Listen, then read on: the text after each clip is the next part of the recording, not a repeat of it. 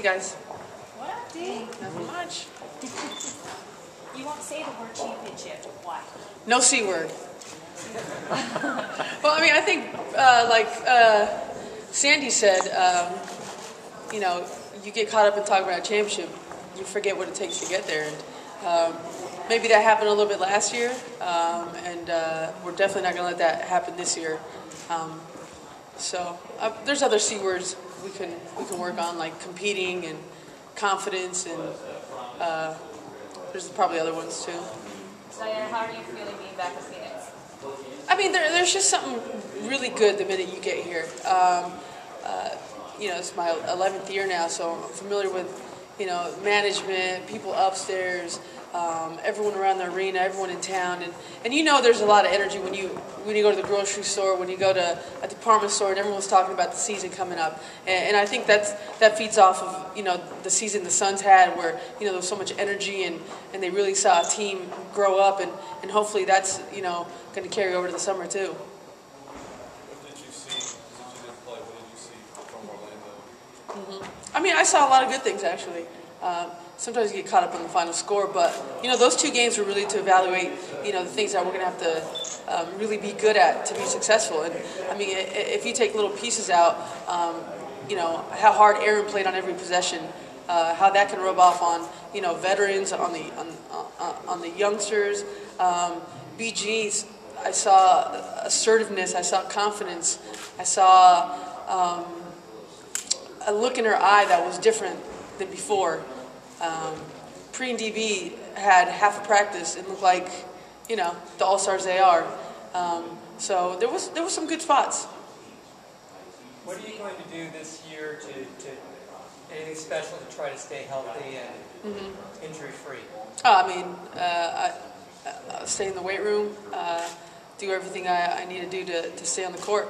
And I've pretty much been injury-free my whole career.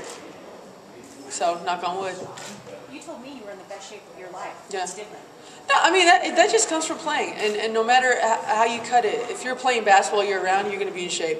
You can do as much individual work. You can go run on the beach all you want. But when you're actually playing competitive basketball year-round and you're not in shape, there's a problem. Looking back at last year, why do you think the first half of the season went the way it did, and how do you, as a team, avoid that this year? Yeah, I mean, we're notorious slow starters. I don't know why.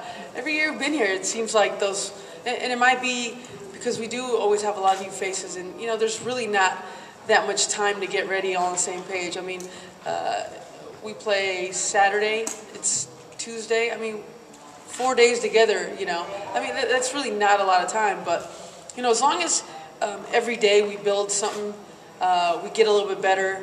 We improve on a certain aspect of the game, defensively, offensively. I mean, it's a short, but it's a long season. We started 0-4 before, 0-5, and the season ends up rounding its way into form. And as long as we're improving and towards the end we're ramping up, that's the most important thing. Talking about you guys have a lot of veterans, you have a lot of youngsters too. You were just talking about that. What do you see from the youngsters that makes you hopeful about this season? Yeah, I mean, actually we're pretty dang old, aren't we? We don't have that many youngsters. I mean, the only one is Tiff Bias, and I mean, the little bit that I've seen her, it's baseline to baseline. I don't know if there's going to be anyone quicker in the WNBA, and I think that's going to really help Erin when she's getting a little bit of rest to put her in there, really just keep the tempo going defensively, offensively. I mean, she's been out here for the last week and a half, and the kid knows how to play basketball. She's not going to do anything to hurt herself or the team. She always makes the right pass, never forces a shot. She really has good court sense. You've played for a variety of different coaches, obviously. What makes Sandy different from some of the other coaches you played for? Sandy's probably the most prepared, most detailed coach I ever played for. I mean, every game, she treats it like the last game.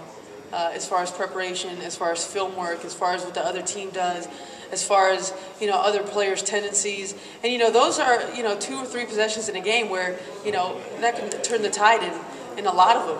Where if you can just take away someone's right hand, if you know what a team likes to do, when you throw a certain scheme at them, Sandy has that covered from A to Z every single game. And as a player, all you have to worry about is making sure you bring the effort and the energy and willing to commit to everything she's going to put on the floor for you. With her having experience in the league, how much does that help? Right. Because that's obviously different than the last few coaches this team has had. Yeah, I think that's huge. I mean, I don't think anyone knows player personnel or teams more than Sandy. I mean, she's been internationally. She's been in the WNBA. I mean, she pretty much knows every single player in the world as far as women's basketball. And the flip side is, she's been in the Western Conference with San Antonio, and she's familiar with a lot of our players. And I think that's really gonna help us move forward a lot quicker than originally thought. She talked about wanting to play aggressive defense. How much of that comes from, as a veteran, trusting Brittany in the back end and that she's going to be there to protect you guys? I mean, I think that's huge. I think, you look at the really good defensive teams in basketball, and not necessarily do they have great individual basketball defenders, but they find a way to always have each other's back.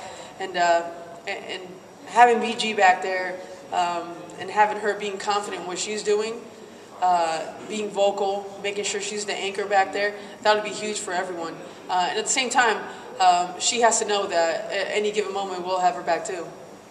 Last year, it seemed like you had a lot of distractions with Brittany coming out #1 choice. I know, she's such a pain. Yeah, but how would you compare last year's training camp with this year without maybe the distractions? Yeah, I mean, it was